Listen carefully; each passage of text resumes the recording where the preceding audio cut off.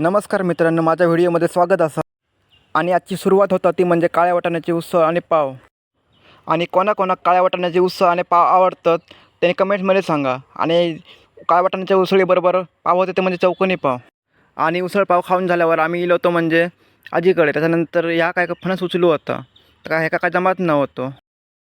आणि त्याच्यानंतर मी लोट्यावर बसलेलो. लोट्यावरचा नजारा असं होतो बघा, किती भारी वाटतं. कारण कडक ऊन पडलेलं. आणि त्याच्यानंतर पोहे वगैरे खाऊन झाले आणि आम्ही निघालो फिराक जाऊक. आणि वाटत जाताना आमका भेटला तर म्हणजे वेंगुर्ल्याचं फातेरी मंदिर, सगळ्यात फेमस मंदिर असं या फातेरी मंदिर. आणि तुम्ही त्या जत्रेक गेला असताला नक्कीच. आणि त्याच्यानंतर फातेरी मंदिर जाताना आमका वाटेत असं नजारा भेटलो, किती भारी वाटत होतं बघा. त्याच्यानंतर हे आमका मानसेश्वर मंदिर भेटलं वाटेत. तुम्ही समजला असताला आमका खंय जावचं असा. आमका जावचं असा तर म्हणजे सागरेश्वर बीचला. आणि सागरेश्वर बीचला गेल्यावर उंट होतो. आणि त्याच्यानंतर ह्यो असो नजारा एकदम भारी वाटतं बघू.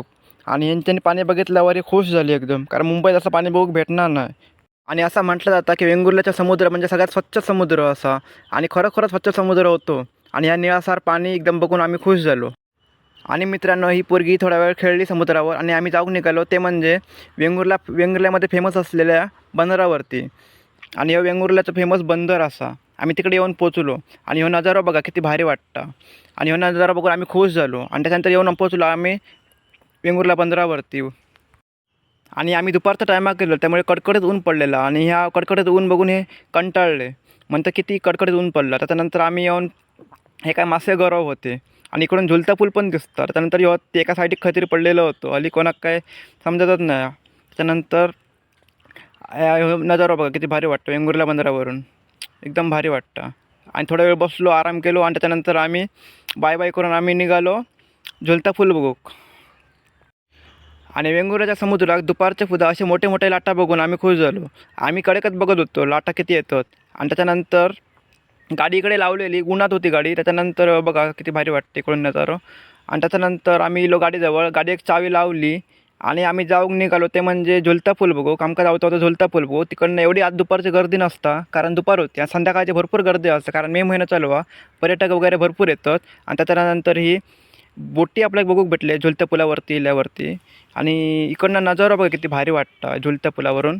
आणि इकडनं आम्ही काय खाली उतराक नाही सांगत होते, खाली उतरूया, पण आम्ही म्हटलं नको जाऊया, दुपारला ऊन लागता कडक. त्याच्यानंतर आम्ही सगळं असं नजारा बघितलं झुलत्या पुलावरूनच. आणि किती भारी वाटतं बघा. आणि इकडनं कांदळवन वगैरे फिरा शकतात तुम्ही, काय काय खूप सर्विस असतात. आम्ही काय जाऊ नाही, आम्ही फक्त वरूनच बघितलं. त्याच्यानंतर खाली पण नाही उतरा. आणि त्याच्यानंतर समुद्र बघा किती भारी वाटतं इकडून. होडी पण लावलेले असतात, लाटे पण मोठे मोठे येत होते, कारण त्या दिवशी आंघोळ करून गेलेले ना, म्हणून आम्ही खाली उतराक नाही. आणि diving Konkan scuba diving Vengurla ह्या पण होता इकडे, काय काय लिहिलेला काय माहीत नाही काय होतं. त्याच्यानंतर हे पूल बघू शकतात. त्याच्यानंतर आमका जाऊचा होता तर म्हणजे आता डायरेक्ट घरा, कारण ऊन कडकडत पडलेला. थोडा वेळ त्याच्यानंतर इलो आणि बाजारात आम्ही लिंबू सरबत पिला. हे पण दमलेलो काय, पण ऊन लागला कडक. आणि आम्ही मग घराकडे गेलो. घराकडे असं जेवण होतं, भात आमटी. आणि त्याच्यानंतर आमका लागतात ते म्हणजे आंबे, कारण सध्या आंब्याचं सीझन असा. त्याच्यानंतर आम्ही आंबे खाले. आणि आंबे खाऊन झाले, आंबो तर एक नंबर लागत होतो. त्याच्यानंतर हे कोंबड्यांका यांच्यानी खाऊक वगैरे घातला सोडल्याने, जरा टाईमपास केलो कोंबड्यांसोबत. आणि मित्रांनो, तुमका कसं व्हिडिओ वाटलं तर कमेंट्समध्ये सांगा. Bye bye.